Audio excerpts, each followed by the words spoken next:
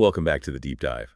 This is where we take a monumental stack of sources, biographies, articles, hard data, and we boil it all down into the essential strategic insights that you need. And today, wow, we are looking at one of the most singular, disruptive, and just enduring forces in cultural history. We are talking about Madonna Louise Ciccone. If you want to understand the blueprint for the modern pop star, the CEO, the image architect, the cultural lightning rod, this is it. This is the source code. And our mission today is exactly that. We're going to trace the evolution of Madonna from, a young dancer showing up in New York with almost nothing to becoming the best-selling female music artist of all time. Right. And we're not just reciting a timeline here. No, absolutely not. We're focusing on the calculated, the strategic, the artistic, and the entrepreneurial decisions that really defined her career and let her maintain dominance for, 4 decades now? It's incredible. And it's a career built on this constant, often controversial reinvention, and just this absolute mastery of using social, political, sexual, and religious themes to just command the conversation. She owns the conversation. Okay, so let's unpack this blueprint. We have to start right at the foundation. And that's not in some Manhattan club. It's in Michigan. It's easy to forget that, isn't it? It really is. You only picture her as this sharp-edged New York provocateur, but her roots are firmly in Bay City, Michigan.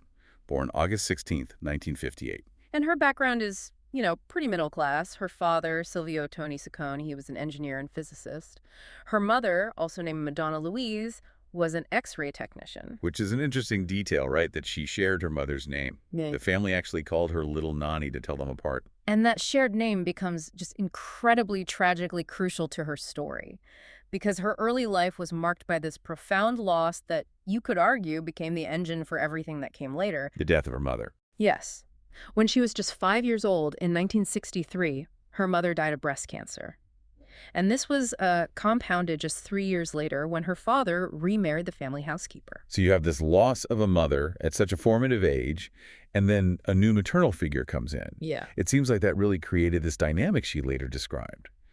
This lonely girl who was searching for something. Absolutely. And you can see this duality in her early behavior. She was a great student. Her dad apparently gave her a quarter for every A she got. But she was also known for this unconventional streak. The cartwheels in the hallway. The cartwheels, lifting her skirt in class to get a reaction.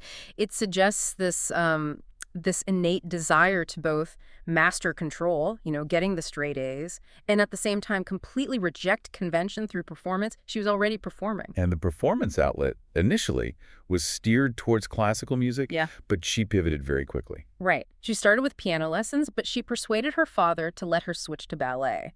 And that turned out to be the definitive move. Because of her teacher, Christopher Flynn. Exactly. He was the one who really inspired her, who told her she could pursue a professional career in dance, and she excelled. She got a scholarship to the University of Michigan. She studied at the American Dance Festival. She was serious. And all of that sets the stage for the big moment of rupture, the leap. New York City, 1978. This is the classic artist narrative, but she really lived it. She arrived, in her own words, with just $35 in her pocket. She called it the bravest thing she'd ever done. And the hustle was real. I mean, the environment she was in, the East Village's Alphabet City, was not glamorous back then. Not at all. It was gritty. She was taking survival jobs, working as a hat check girl at the Russian tea room, an elevator operator. But the focus on dance never wavered. Right. She's studying at Alvin Ailey, performing with dance theaters, and even training under the legend herself, Martha Graham. But it's during this period of, intense vulnerability and hustle that she experiences a major trauma. She was held at knife point and violently attacked. It's something she spoke about later with just astonishing candor. She did. Right. And she framed it not just as, a physical assault, but as a test of her own resolve. She called it a taste of my weakness, saying it showed her that she still could not save myself. Wow. It's an incredibly telling moment. It seems to have just cemented this fierce, almost defensive drive for independence and power to make sure she was never that vulnerable again. That resilience is really the key thread. But before she became a pop icon, she channeled that sort of aggressive energy into rock music, which a lot of people forget. A rock phase, yes, it's often overlooked. In 1979, she formed the band Breakfast Club with her then-boyfriend Dan Gilroy, and she was already multitasking, singing, playing drums, playing guitar. And then she formed another band, Emmy, in 1980, with an old boyfriend, Stephen Bray, and their demo was basically punk rock. So You've got classical, piano, ballet, punk rock. Yeah. Why the huge pivot to dance music? That was a risky move at the time. It was a very conscious, very strategic move. The Mm. punk scene wasn't really where she could maximize her visual presentation or, her desire for total control. Right. She saw what was happening in the club scene. And you have to remember, in the early 80s, disco and dance music were like commercial poison to the mainstream after the backlash. She saw an empty space. So she decides to use the DJs as her distribution network, essentially going around the traditional rock gatekeepers. Precisely. She started going to nightclubs relentlessly, just persuading DJs to play her demos, and it worked. DJ Mark Kimmins at the Danceteria took an interest. And he's the one who set up the meeting. He's the one. He arranged a meeting with Seymour Stein, the president of Sire Records. And that meeting, which happened because of her grassroots club hustle, led directly to a 2-single deal. It was the absolute turning point. And the success of those first singles proved her strategy was right. Yeah. Everybody, in 82 and then Burning Up in 83, both hit #3 on the Billboard Dance Club chart. The dance floor was her launch pad. But even then, creating that first album, the self-titled Madonna, it was a fight for control. Over the production, right. Yeah, she was deeply unsatisfied with the tracks from the producer, Reggie Lucas. So she stepped in, demanded changes, and brought in DJ John Jellybean Benitez to remix most of it and produce her breakthrough song, Holiday. And that decision, to assert creative control, even as a brand new artist, that's a key part of the blueprint we're looking at. It's Hallmark Madonna. And it worked. The album peaked at #8. It gave us Borderline and Lucky Star, 2 top 10 singles. The dancer from Michigan had just executed her first major reinvention. She was officially a dance pop star. And that initial success was just completely supercharged with the release of, like, A Virgin in 1984. Yeah. This wasn't just another hit record. It was a cultural event. It signaled a whole new kind of female star. It was a genuine explosion. Like, A Virgin was her first global #1 album. It was everywhere. The US, the UK, Germany, Italy.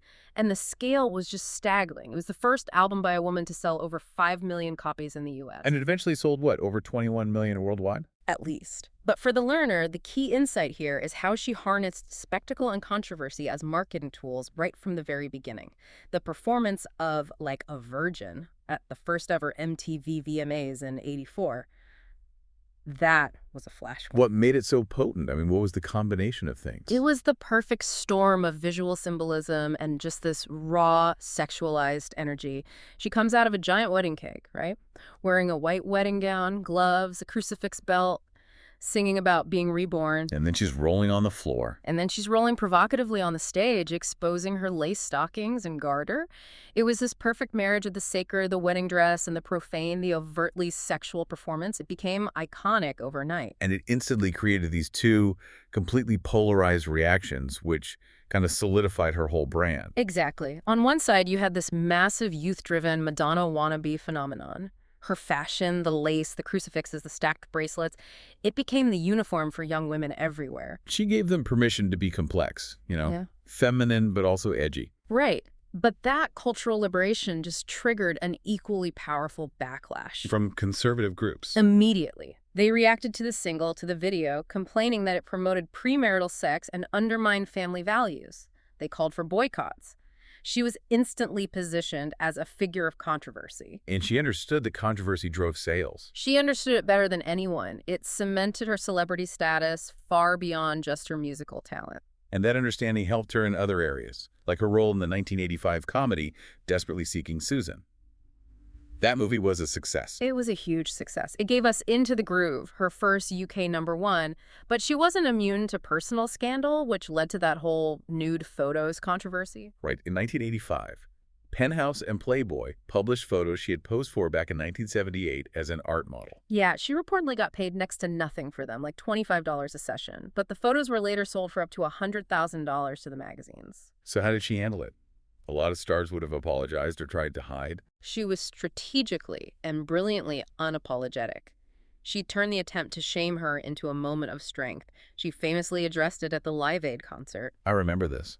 She said she wouldn't take her jacket off because the media might hold it against me 10 years from now. Exactly. It showed this unwavering confidence and a complete refusal to be controlled by her past. It was an incredibly powerful message for a young female star. And that confidence just seemed to fuel the next huge era, True Blue True Blue, released in 1986, was dedicated to her first husband, Sean Penn.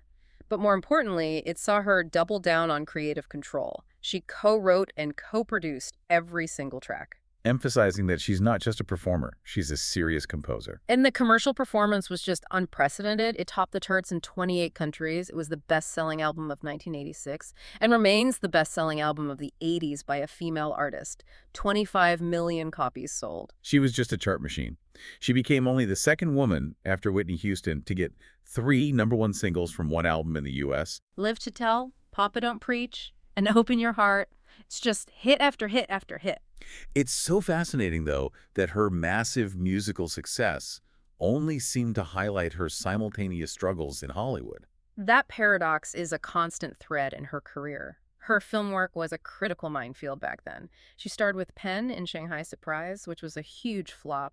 She won a Razzie for Worst Actress. But the music from her films always seemed to save the day. The soundtracks were always huge. Yes. The title track from Who's That Girl was a #1 hit, even though the movie was panned. She learned early on that if one medium failed, she could just instantly pivot and dominate in another. And nothing demonstrates her strategic use of provocation more than a prayer era in 1989. That whole launch was just a calculated masterpiece. It was the moment she fully weaponized controversy on a global corporate scale. It all started with this massive endorsement deal with Pepsi, $5 million to premiere the single in a commercial. And the commercial itself was fine. It was pretty tame. It was totally innocuous, but the music video that came out right after that was anything but. Oh, that music video. It was a masterclass in collision. It had all this Catholic imagery, stigmata, burning crosses, and a controversial dream sequence where she becomes intimate with a black saint. And the Vatican's reaction was immediate. Instant and powerful condemnation. Religious organizations all over the world called for a full boycott of Pepsi products. And the incredible thing is, Pepsi folded, they pulled the ad, they terminated the $5 million sponsorship deal. What does that tell you about her power at that moment? It proved that her artistic vision, no matter how controversial, outweighed the financial power of a massive global corporation. She had this unparalleled immunity to negative press. She took the money, used their platform for maximum exposure, delivered the controversy she wanted, and just moved on. And the irony is, while everyone was focused on the scandal, the album itself, which was inspired by her divorce from Sean Penn, was getting universal critical acclaim. Right. Rolling Stone called it proof that she should be taken seriously as an artist. It spent 6 weeks at #1 on the Billboard 200. The outrage just solidified her artistic credentials. That triumph was followed by the Blonde Ambition Tour in 1990. This is where the live show becomes just as important as the albums. It was described as an elaborately choreographed, sexually provocative extravaganza. It was pushing the boundaries of what a pop concert could even be. And the most famous moment, of course, was the performance of Like a Virgin, which simulated masturbation. That got her in trouble with the law in Toronto. They threatened her with arrest, but she defended the show fiercely, saying it was for open minds. This wasn't just a concert, it was a theatrical statement on sexuality, religion, and female power. And it was all chronicled in the 1991 documentary Truth or Dare, which became the highest-grossing documentary of its time. It held that record for 11 years. She proved that her own life and career were a compelling cinematic subject in their own right. She also leveraged her role in Dick Tracy that same year, releasing the single Vogue to go with the film. And Vogue was another global smash. The music video is a masterpiece of visual pastiche. It directly recreated the styles and poses of old Hollywood glamour, imitating icons she admired like Marlene Dietrich and her idol Bette Davis. So she's taking highbrow cinematic history and packaging it for the masses. She's making it accessible. It's a core part of her artistic strategy. And to cap off this decade of just total dominance, she releases the Immaculate Collection in 1990. And the numbers are just insane. It's still the best-selling compilation album by a solo artist. 30 million copies worldwide. And even the new song for that album, Justify My Love, continued her tradition of weaponizing censorship. Oh, absolutely. The video was so sexually explicit, it had sadomasochism, bondage, same-sex intimacy, that MTV banned it outright. But the ban was the best marketing she could have asked for. Of course. Because MTV banned it, she sold the video as a standalone single. The media frenzy drove the song straight to #1 on the Billboard Hot 100. She had perfected the strategy. Use shock to command attention, let censorship fuel the story, and watch the sales numbers climb. So if the 80s were about building the icon, the early 90s were about building the mogul. She didn't just want to be an artist anymore. She wanted to own the means of production. And that's where the entrepreneurial blueprint really crystallizes. This is maybe the most critical step in her entire career, establishing Maverick in 1992. This wasn't just a vanity label. It was a full-on entertainment company, records, film, TV, publishing in a joint partnership with Time Warner. And the financial terms of that deal were just earth-shattering for the industry, especially for a female artist. Unpack those terms for us. What was so revolutionary about it? Well, the deal gave her a reported $60 million advance and, crucially, a 20% royalty rate. 20%. To put that in context, standard major label rates for even the biggest stars rarely climbed above 15%, and certainly not with that kind of advance. It established this unprecedented level of financial and creative ownership for a woman in entertainment. She wasn't just a performer anymore. She was a self-financed CEO, a partner with one of the world's biggest media companies. And the label was successful too. Maverick signed huge artists like Alanis Morissette. And at the same time, she releases the theme for her movie, A League of Their Own. This used to be my playground. That track becomes her 10th #1 single in the U.S., which gave her the record for the most #1s by any woman at the time. She was flying high. But this period is also inextricably linked to her most famous public transgression, the sex book. The Sex Book and the Erotica album, released at the same time in 1992. Was this a calculated provocation that just went a little too far? It was a daring, creative move that quickly backfired, at least in terms of public perception. She released her album Erotica a day before publishing this explicit, aluminum-bound coffee table book called Sex. And despite the controversy, the book actually sold really well at first. It topped the New York Times bestseller list, but the media and public reaction was swift and intensely negative. The backlash completely overshadowed the Erotica album. Which is a shame because the album was actually critically praised. It was. It was praised for its mature sound and exploration of fantasy and control. But because of the book, it became her lowest-selling album at the time. She had reached a point where the visual shock was just eclipsing the music. And the provocation didn't stop there. She followed it up with roles in erotic thrillers like Body of Evidence. And that infamous chaotic appearance on David Letterman's show in 1994. Where she was swearing, urging him to smell her underwear. It led to a lot of people questioning whether she had kind of run out of ideas. Right. The strategy of using controversy was suddenly yielding diminishing returns. She had pushed the boundary too far, too fast. So she executed the ultimate career correction, the Great Softening. Precisely. She shifted to ballads like I'll Remember, and then culminated this image change with her album Bedtime Stories in 1994. It had a much softer, more lush R&B sound. And it worked. It helps her regain mainstream public favor. And it gave her one of her biggest U.S. hits ever, Take a Bow. Which spent 7 weeks at #1. It's still her longest-running #1 single. And that softer, more serious artistic commitment led directly to the ultimate validation, Evita. The Evita triumph in 1996 was a goal she had chased relentlessly for years. And once she got the role of Eva Perón, she showed this immense professional discipline. She undertook rigorous vocal training that fundamentally changed her voice. That's a huge point. Yeah. Critics have been so harsh about her early singing voice. They'd called her Minnie Mouse on helium. The training for Evita not only prepared her for the operatic score, but it significantly increased her vocal range and power. It was the ultimate artistic answer to her critics. And her performance was critically lauded. She won the Golden Globe for Best Actress. And that triumph coincided with a huge personal milestone. She gave birth to her daughter, Lourdes, in October of '96. And as one biographer noted, by achieving this massive film triumph and motherhood at the same time, she executed this profound personal and public reinvention. She showed the world she could be the artist, the mother, the mogul, and the respected actor all at once. And the reinvention continued almost immediately, shifting from cinematic triumph to spiritual exploration.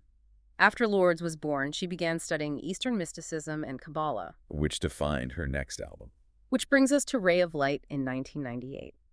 Collaborating with electronic producer William Orbit, the album fused dance, pop, and rock, reflecting this new reflective image. Critics hailed it as a genuine artistic leap. It's often cited as the album that brought electronica to the masses. It absolutely is. Critics credited her with lifting the genre out of its underground status and popularizing it in the mainstream. It won 4 Grammy Awards. She followed that up with Music in 2000, continuing the electronic collaboration with the French producer Mirwais Ahmadzai. She said she described his sound as the future of sound. And that forward thinking paid off immediately. Music was a global smash, her first U.S. #1 album in 11 years. Meanwhile, she's back on the road with the Drowned World Tour, her first in 8 years, which was the highest-grossing tour of the year. She marries director Guy Ritchie.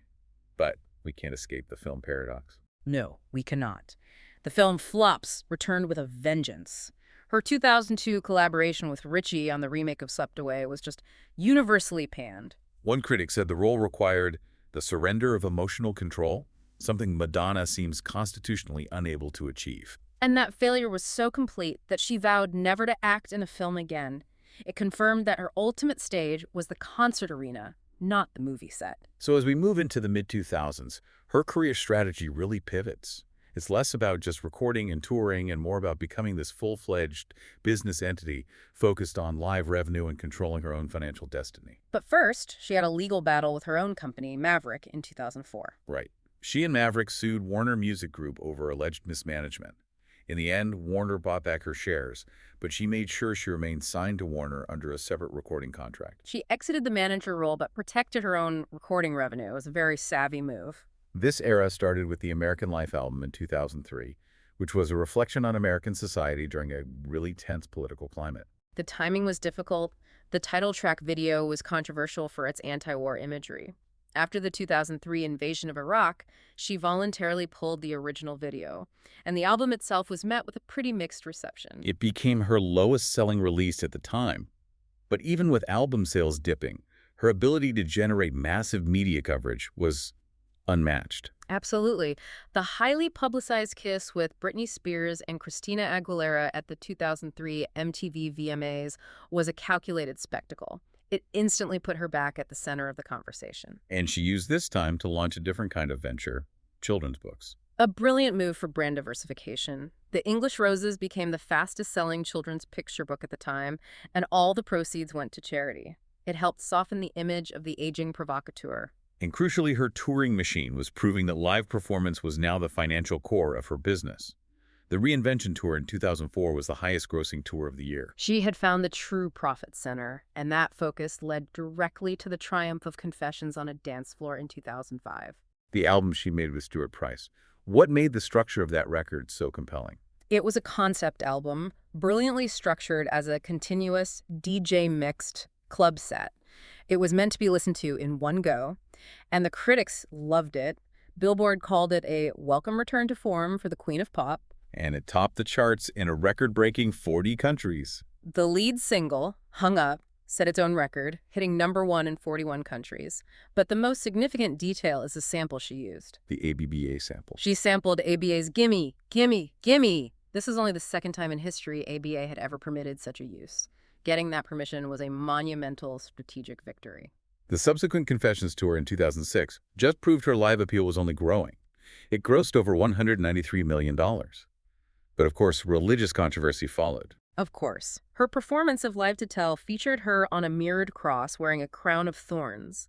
This immediately led to boycott calls from religious groups in Russia. The pattern is consistent. She constantly uses her Catholic upbringing and its symbols to challenge and force uncomfortable conversations. At the same time, she's deepening her philanthropic work, founding Raising Malawi in 2006. This led to her highly publicized adoptions of 4 children from Malawi. And those adoptions were fraught with public debate about Malawian law, but her commitment has been proven over time. She established a pediatric surgery institute there. Now we get to the true business game changer, the 3960 deal in 2007. This is the moment she completely redefines the relationship between an artist and the music industry. This is critical. She announced she was leaving Warner Bros. And signing a 10-year, $120 million, 360 deal with Live Nation. So for the learner, what is a 360 deal? It means that the company, in this case Live Nation, manages and takes a percentage of all revenue streams, not just album sales, but touring, merchandise, endorsements, everything. So why move to a touring company like Live Nation instead of staying with the traditional record label? Because it reflected the economic reality of the 21st century. Album sales were declining. Touring, merch, and branding were the main profit centers. By partnering with Live Nation, she essentially became an independent contractor running her own empire with a massive partner to handle the infrastructure. She was shifting her income base from unpredictable record sales to guaranteed long-term brand monetization. And the model proved successful immediately. Her first album under the deal, Hard Candy, was a huge hit, and the accompanying Sticky and Sweet tour grossed over $400 million. At the time, it was the highest-grossing tour ever by a solo artist. Her dominance in live performance was now absolute.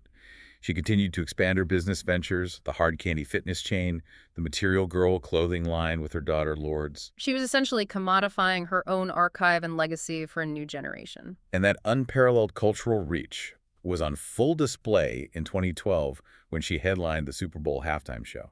That performance drew 114 million viewers, which was actually more than the game itself at the time. It's definitive proof that her brand transcended music and had become a cornerstone of global entertainment. The touring just continued relentlessly. The MDNA tour grossed over $300 million. But we see a fascinating full-circle business moment in 2021. Right, when she partnered globally with Warner Records again, granting them rights to her entire recorded music catalog. This led to that comprehensive remix album, Finally Enough Love, 50 number ones. And that chart statistic is crucial. 50 number one songs on Billboard's Dance Club Songs chart. That's the most number ones on any single Billboard chart by any artist. A fitting achievement, given she launched her career in the clubs. Her most recent milestone is arguably the most poignant, the Celebration Tour. It was delayed after she had a serious bacterial infection that put her in a medically induced coma. The fact that she not only recovered but delivered this widely acclaimed retrospective tour is just a testament to that unwavering drive we saw from the very beginning. And the tour grossed over $225 million. The grand finale was a free concert on Copacabana Beach in Rio. To an audience of 1.6 million people. 1.6 million people. It broke the record for the largest audience for a standalone concert in history. It was the ultimate statement of resilience and scale. So let's turn to the how. The artistic mechanisms and intellectual influences that allowed her to create this blueprint. It wasn't just raw talent. It was this deep cultural synthesis. That synthesis is key. She was always an artist who studied the greats, particularly film history. She was heavily influenced by movie stars like Marilyn Monroe and Carole Lombard. And she didn't just admire them. She actively translated these influences into commercial pop culture. The Material Girl video is a direct recreation of Monroe in Gentlemen Prefer Blondes. Exactly. Her music videos were cinematic vehicles. Vogue mimicked the poses of Dietrich and Hayworth. Express Yourself was inspired by Fritz Lang's silent film masterpiece Metropolis. She took these niche classic cultural references and packaged them for a mainstream MTV audience. On the musical side, the influences were just as eclectic. David Bowie, Nancy Sinatra, Joni Mitchell, Aretha Franklin. She saw the world as this creative palette from which to construct her persona. And we have to talk about the profound influence of her spiritual life, especially her Catholic background. It's evident everywhere, from using rosaries as punk fashion to the themes of guilt and redemption on a thread. And her later study of Kabbalah profoundly shaped the sound of albums like Ray of Light. She often quotes the writer James Baldwin. Artists are here to disturb the peace. That's a clear philosophical mandate for her. Let's discuss the music itself. She's a visionary composer and producer, but early critics often ignored that and just focused on the image. That focus on her image allowed critics to overlook the fact that she was actively involved in composition from day one. She's credited as a songwriter on over 300 tracks. 18 of those were written entirely by herself. That level of soul-writing credit demonstrates this deep commitment to artistic autonomy. It is. The producer Stuart Price said it perfectly. You don't produce Madonna, you collaborate with her. She has her vision and knows how to get it. And her impact on genre is huge, especially championing dance music when the mainstream had dismissed it. She basically took disco, which was considered poison in the early 80s, and made dance pop the dominant sound for decades. And the sonic shifts are part of that constant reinvention. She never lets the audience get too comfortable. Her career is a roadmap of deliberate exploration. She moves from ballads to big band jazz, from lush R&B to operatic show tunes, from folk rock to world music. She shifts her collaborators and her sound with every new narrative. Let's go back to her vocal evolution. We know Evita increased her range, but what does her voice sound like now? It has fundamentally changed. The deliberate training she underwent gave her this more dramatic, resonant tone that she needed for the musical work, and that power remained in her pop albums. It showed she was willing to put in the technical work to silence her critics. She's also a multi-instrumentalist. Right. Piano as a child, then drums and guitar in her rock bands. She even hired a prominent guitarist later in her career to help her improve her technical skills. She consistently invests in areas where her expertise might be questioned. But the visual medium is arguably her strongest suit. MTV called her the greatest music video star ever. She mastered the music video as an artistic statement. Videos like a Prayer and Justify My Love use provocative visual imagery to ensure maximum impact. And she pioneered the technology to execute this vision live. We have to talk about the Madonna mic. The Madonna mic. She was one of the earliest adopters of the hands-free radio frequency headset microphone. This wasn't a fashion choice. It was a technological solution to an artistic problem. It allowed her to do the complex choreography. Exactly. It freed her hands and allowed her to dance, sing, and interact without technical limitation. That hands-free style became an industry standard which nearly every pop star adopted after her. It's the ultimate paradox that her live shows are such critical successes, these walking art shows. Yet her film acting career consistently struggled. I think it comes down to control. Her live shows involve complete, meticulous control over every facet of the presentation. Acting, as critics noted, often requires a surrender of that control, which seemed to be something she struggled with. And regarding the early controversy over lip syncing, she adapted her strategy there too. She did. She pragmatically reorganized her shows later on so she would stay mostly still during the toughest singing parts, ensuring her vocal delivery was live and protected from strain. It's another example of the blueprint prioritizing performance quality and technical control. So to wrap this up, let's look at the immense legacy she's built, one that transcends entertainment and touches on academia, feminism, and commercial history. The cultural impact is universally acknowledged. The academic Camille Paglia calls her a major historical figure. Spin magazine wrote that she formulated the blueprint of what a pop star should be. And that's the essential insight for the learner. The career she carved out established the framework for virtually every female pop singer to follow. Britney, Beyoncé, Lady Gaga, they all cite her as a defining influence. Her legacy is so profound that it's generated a mini academic subdiscipline called Madonna Studies. This isn't just fan adoration, it's rigorous analysis of her work. What are the core theories that make her a subject of academic study? Scholars study her use of pastiche and irony, her recycling of cultural symbols. They analyze her through the lens of gender performance and feminist theory, examining how she used overt sexuality as a mechanism for achieving unprecedented power in a male-dominated industry. She's also recognized as a significant social and political advocate. She broke down barriers by consistently featuring LGBT, Latino, and Black culture in her work. GLAAD called her the LGBTQ community's greatest ally. And her use of sexual imagery, seen by many as revolutionary, forced a public discourse on sexuality and feminism. The London Business School has even studied her, calling her a dynamic entrepreneur worth copying. They cite her vision, her understanding of the industry, and her willingness to adapt as keys to her success. And the commercial dominance just speaks for itself. Her estimated net worth is around $850 million. She was the world's highest-paid female musician, a record 11 times across 4 decades. That consistency is just unmatched. She's recognized by Guinness World Records as the best-selling female music artist of all time, 300 to 400 million records sold. And her touring numbers. She was the first female performer to accumulate $1 billion from concerts, over $1.6 billion in ticket sales throughout her career.